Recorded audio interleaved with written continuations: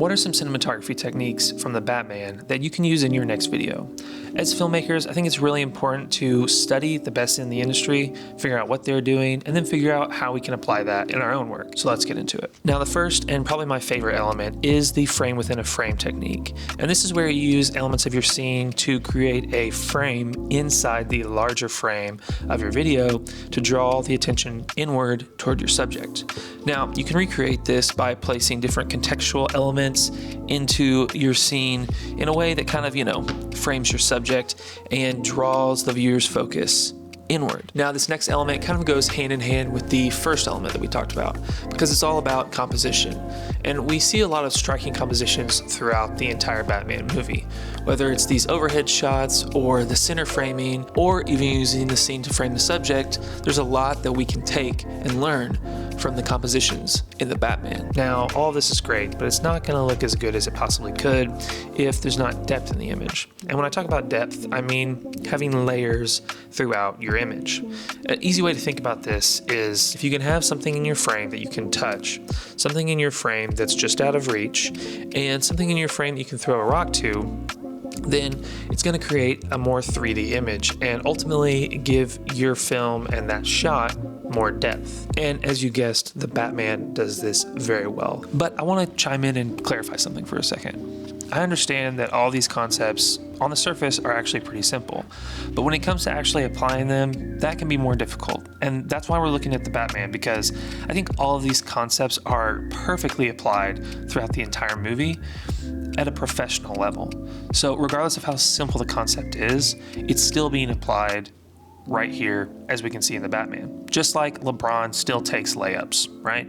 But anyways, let's continue the video. Now, when it comes to camera movement, there is a lot of interesting elements from this movie that we could look at.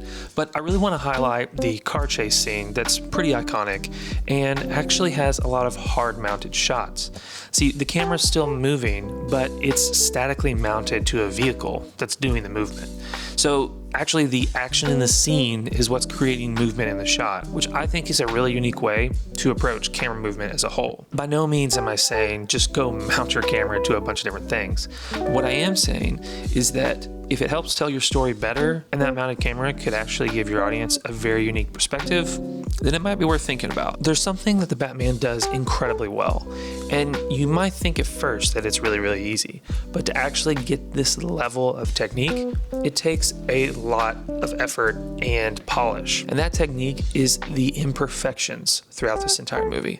Now, I know what you're thinking. You're like, look, bro, I can make mistakes all day on my videos and it's imperfect and it's gonna look cool or whatever. But Greig Fraser intentionally inserted imperfections into this movie and his cinematography so that his cinematography would match the feeling of Gotham. When it came to choosing lenses for the movie, he actually used these detuned lenses that the rental house had actually labeled as broken, but the look that it gave was so imperfect and so weird that it just fit. For the car chase scene, he threw some Vaseline on a filter on front of the lens so that the rain would actually show up on the lens. And there was even one scene that was solely lit by muzzle flashes. So I think it's important to remember that when it comes to creating a good story through cinematography, it's not all about just making every shot look perfect. Sometimes you actually need to make it look imperfect because that's what fits the story better. Imagine if this movie was shot with the cleanest lenses and the brightest lights